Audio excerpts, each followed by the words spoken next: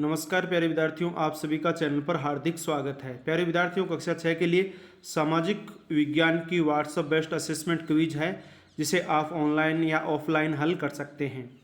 ये आपके लिए बहुत ही खास है क्योंकि सेकंड टेस्ट में इसमें से प्रश्न उठाए जा सकते हैं।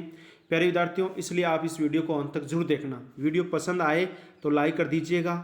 अभी तक आप चैनल सब्सक्राइब नहीं कर पाए तो चैनल को भी सब्सक्राइब कर दो तथा ऐसे ही वीडियो की सूचना के लिए घंटे का निशान भी दबा दीजिए और अन्य साथियों के साथ शेयर कर दीजिए। पहला प्रश्न आपकी स्क्रीन पर आ गया है। सरकार का कार्य है देश की सीमाओं की रक्षा करना, विदेशों में शांतिपूर्ण संबंध बनाना, कानून बनाना, उपरोक्त सभी। तो सभी कार्य सरकार के हैं, तो आपका चौथा उत्तर है।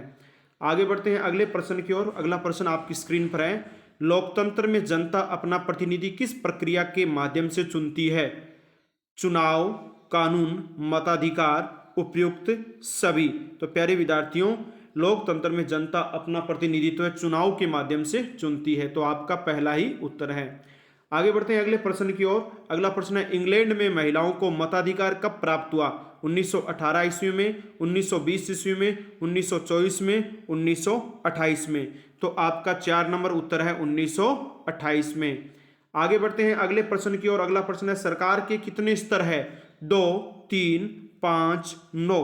तो प्यारे विद्यार्थियों, सरकार के 3 स्तर है। लोकसभा है, विधान परिषद विधानसभा है और उसके बाद स्थानीय शासन है। तो आपका 2 नंबर उत्तर हो गया।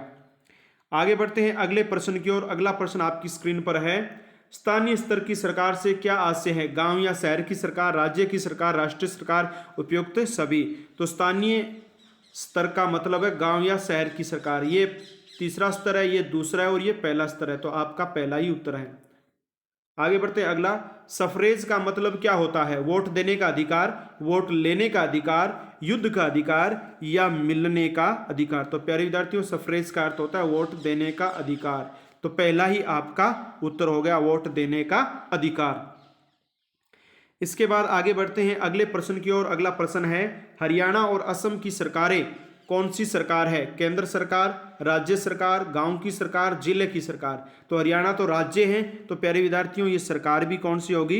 राज्य सरकार ही हो गई। तो आपका दूसरा उत्तर है राज्य सरकार। आगे बढ़ते हैं प्यारे विद्यार्थियों अगले प्रश्न की ओर। डिस्क्रिप्शन में WhatsApp group, Facebook page, Instagram, Twitter channel के लिंक दिए गए हैं। आप उन पर क्लिक करके हमारी सोशल साइट से जुड़ सकते हैं। इनमें से क्या सरकार का अंग नहीं है?